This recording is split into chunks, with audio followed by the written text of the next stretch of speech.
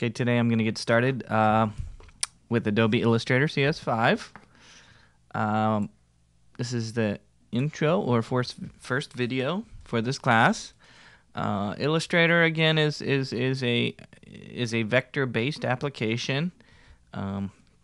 It makes objects, and it can be quite difficult to get used to it for, especially if you're used to Photoshop. This is not pushing pixels around like you do in Photoshop.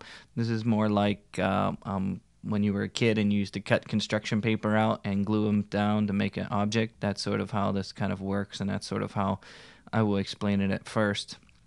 I'm going to be using Adobe Illustrator CS5. In this case, what I'm going to do is I'm going to start by making a new file and talking about that. So in Illustrator or Photoshop or any of the applications, new file is under File, New. You'll notice it'll tell you the whenever you're in Illustrator, it'll tell you the shortcuts, the keyboard commands as you're working, and you'll notice there's a lot of menu items inside of Illustrator. As I go through the menu items here, you see, woo, look at this. These are all pop-up menus inside of Illustrator. Each one of these has different features and functions and things like that. So wow, you look at that, look at that, look at that, look at that, look at that, look at that. So there's a lot to the application. In fact, in this class we won't learn everything. We'll just learn some of the basics and some of the detail. The most important is to start with a new file so you can start doing stuff inside of Illustrator. So I go under File, New. When I get to that, it's going to come up with the New Document window. In this document window, there is a variety of different things that are going to be confusing for you at first. Probably the most confusing thing at first is this point size here. Units is in points. And nobody really understands what a point is. It's just basically a dot of information. You'll notice it says 612 points by 792 points. And then there's bleed, and I don't know what a bleed is, blah, blah, blah. Don't worry, no stress. It's okay. Usually what we'll be starting with is some of the pre-made sizes for us. First thing you can do is give your file a name. Now this is not saving the file, it's just by giving the file a name. So I can give this file my first Illustrator. How about that? It's like a programming class where you type hello world for the first program. So in this case, my first Illustrator is what I typed in here for my name. Under New Document Profiles, you'll notice there's a whole big list under here. Okay, each one of these does different things, and we'll learn about different options inside here. These are common pre-made sizes for you, as well as color spaces. We're going to be working with two different color spaces in this program. The CMYK for print and the RGB for web. We'll learn about those as we go along. Primarily we'll be using the print one right here, the first default one right here, print right there. Maybe web, mobile device would be if you want to make something for a cell phone. Film and video is for artwork for film and video, and some other options down here. But for right now, I'm just going to say print. Number of artboards, that'd be different. Think of it as pages, okay, right? Like in Microsoft Word, you can have page 1, page 2, page 3. In InDesign, you can have that. Artboards is kind of like pages, but they're all in the same kind of document. So primarily we'll be using one page in this class. Down here is size. Of course, a letter size is the standard piece of paper that you would put into a laser printer, 8.5 by 11. But there's other ones. Legal, it's kind of wider and then taller. Tabloid, kind of another one. And the different European styles. I tend to use just plain letter, American paper one. Unit-wise right here, you'll notice like I was just talking about, it talks about points. If you're confused by points and things like that, you can actually change it. You got picas, and probably don't even know what a pica is either. It's, what is it, 7 points in a pica? I believe it is. So these are just different older points is normally how we measure type, and that's sort of why they have a point size here. Inches, if you're used to it, if I change it to inches, you'll see it's 8.5 by 11. You might want to go with that. Millimeters, centimeters, and pixels. Sometimes when I do things for the internet, I tend to use pixels because that's sort of how we measure things for websites as well as for cell phones and things like that. But for right now, I'm just going to leave everything in default, points and everything, and leave the default little person right here, and compared to this little person here, and then just going to hit OK. Illustrator is, again, like a vector-based art program. One of the first things you'll notice in the middle of the screen is a black box that goes around.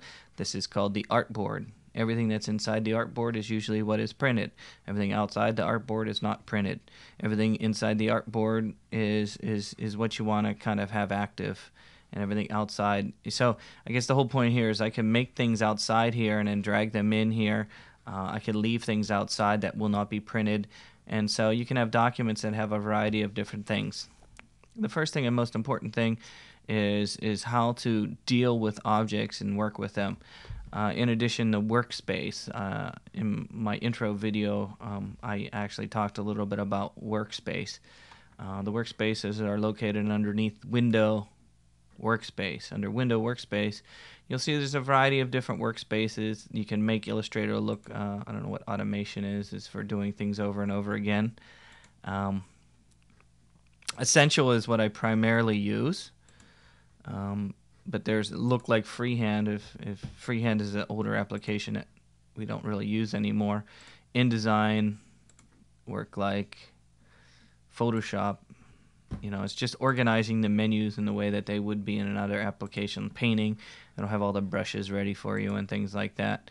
And different options over here. By far, we'll probably most likely be using the Essential workspace, which is basically the default workspace as you're working inside of Illustrator. The first thing to get used to as you're working inside of Illustrator is sort of the menus, and I think I've linked some videos as well as some PDFs of how to deal with menus. Illustrator, Adobe, when they've gone to the new CS kind of version, they remade everything a little bit to work all the same. So when you're working inside of Illustrator, it'll kind of look like it does in Photoshop, as well as what it looks like in InDesign, is in Flash and all the applications that they make.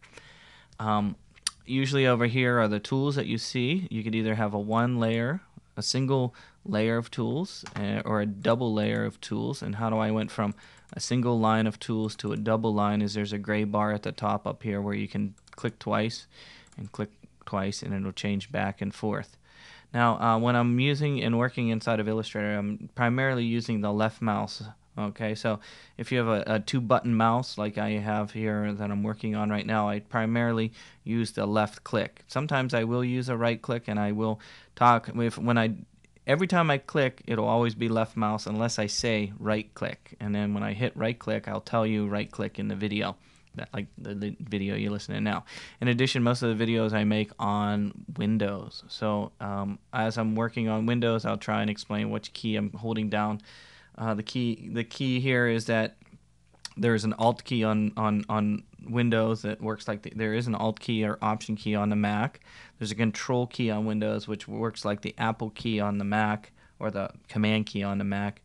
And then there's a Shift key, works like the Shift key on the Mac, and Spacebar works like the Spacebar. So there's some similar things, just a couple little bit different, and I'll make sure I try and point them out so you get used to them as I'm working. So every time I say Control click, it's going to be Command click on Mac.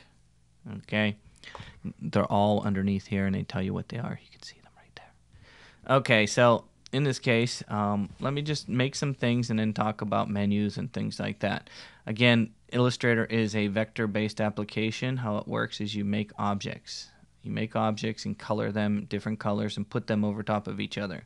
So in this case, I'm just going to start with the simple circle and square. So there's a rectangle tool right here. It's the fourth one down on the left side if you have a double toolbar here. If I am using this rectangle tool, how you actually draw an object inside of Illustrator is by clicking and dragging.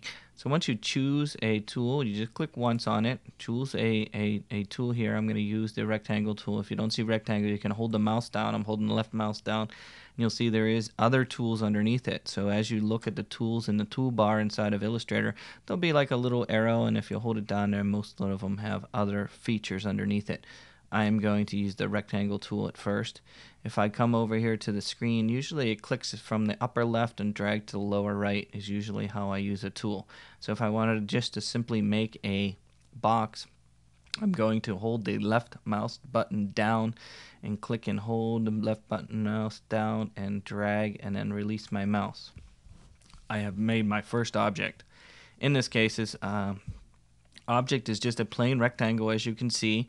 It has a white center and a black line around it. How do I know that? Well, that is the default. The center part of an object is called the fill, and the outside part of an object is called the stroke. You can change those features as you go along. If you wanted to change the color, there is a color option up here which allows you to select the color. You can see it up here. So as you're working inside of Illustrator, there will be options at the top up here depending upon which object you have selected. Another way of changing color is down here in the color swatch. If you double click on the color swatch down here, it will open up a window where you can change a color also. You notice I dragged around inside this box here. That's confusing to a lot of people of how to choose a color. I double clicked here and it opened up this window, and then I can choose a color in the color picker, and we'll learn how this all works as we go along. So again, you can click up here, choose a color, or you can click down here and choose a color. How does it know to choose and change this color? Because this object is still selected. How do I know this object is still selected? You'll see blue line that goes around it with little rectangles around the edge. To move my object and change it, once I'm done with, let's say, the rectangle tool, I'm done, I have my square or whatever it is, I always go back to the black selection tool here, this one that's called selection tool here. If I click on it, you'll notice the object has some different features to it. To move an object, I click on it, hold the left mouse down and move it. Move it. Left mouse drag, left mouse drag, left mouse drag, left mouse drag, left mouse drag, left mouse drag. I can change the size and shape of my rectangle when I am using the black selection tool by clicking in the upper left corner and dragging, or right corner, or any corner. You'll notice if I put my cursor along the edge, I can make it bigger, smaller, bigger, smaller. How am I doing that? By putting my cursor right along the edge. You'll see these little dots here. I can make it grow and shrink, grow. Oh, if we deselect, no, I can't do it. But if I click on it, click off, click on, this is how you select things, on, off, on, off. So to deselect or not have something selected, you can just click outside a blank area anywhere. To select something, you click on it. To deselect it, you click off it. So these are common things that I do all the time, and you'll see me do them. Just practice growing and shrinking and changing colors for at this moment, and then we'll get to how to duplicate and alter this rectangle in a minute.